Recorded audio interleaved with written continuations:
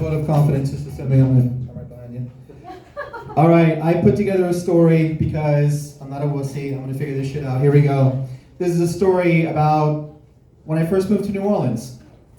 So before I actually moved here, I scouted out a little bit just to check things out. And as I drove around, I made the same assumption that I think a lot of tourists do. I assumed that everybody I saw in the French Quarter was just like plaster drunk, because everyone was like walking around like this.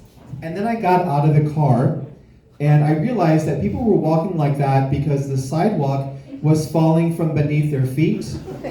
And it's like walking on the set of an Indiana Jones film. Like, the two of you cannot step in the same spot at the same time, or you'll end up in a different state.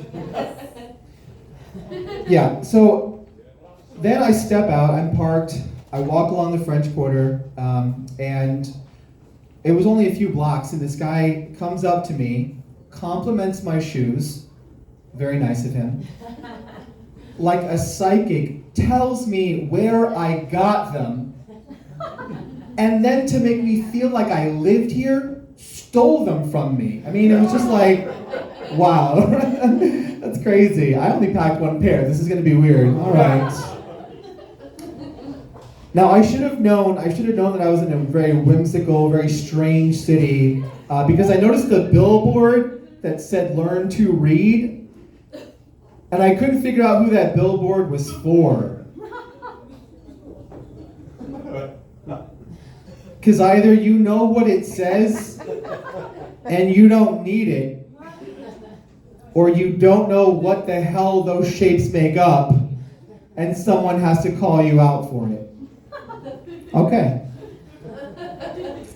But then I was just like, okay, so I moved here from South Florida, and I'm like, all right, these guys are like super environmentally conscientious, because I noticed like all walks of life, people were on a bike, you know? I'm like, oh my God, these are like some really considerate people. So initially I'm like, wow, these are such thoughtful residents. And now I realize like most of those people actually don't care about the environment. They have DUIs, guys. They have DUIs and they cannot legally drive a vehicle, or they had a vehicle and a bike and someone figured out how to steal one before the other. So there's that.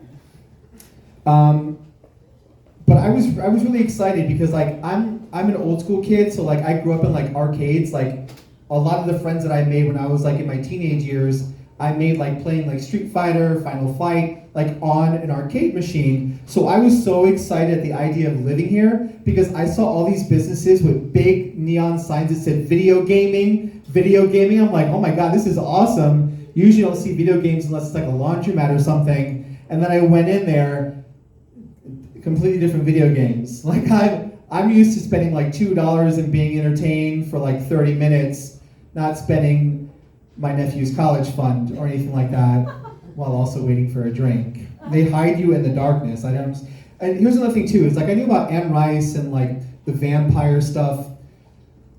I'm gonna be really honest. Okay, before even moving here, I was terrified because of all the stories, the movies, and the books, that New Orleans was like primarily inhabited by vampires. Hear me out. Okay, here's why.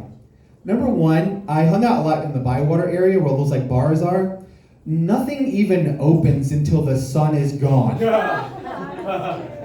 Most of those people wear all black, okay? They don't get a lot of sunlight, especially for a Miami boy.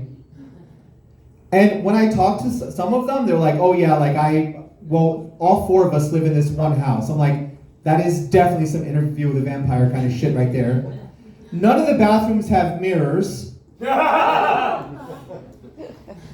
Okay, all right, you understand what I'm saying here? Yeah.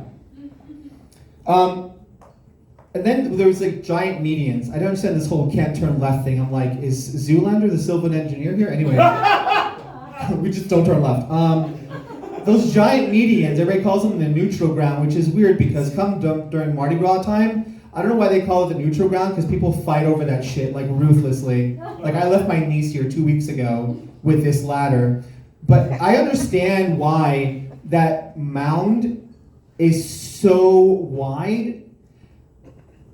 Once you cross 2 lanes on a New Orleans street, you need time to like sit down, call your family and be like, I don't know if I'm gonna make it crossing the second part of this one fucking street. Have you fed my cats? I have a living will. Look out for it. That is my first experience in New Orleans. Thank you very much.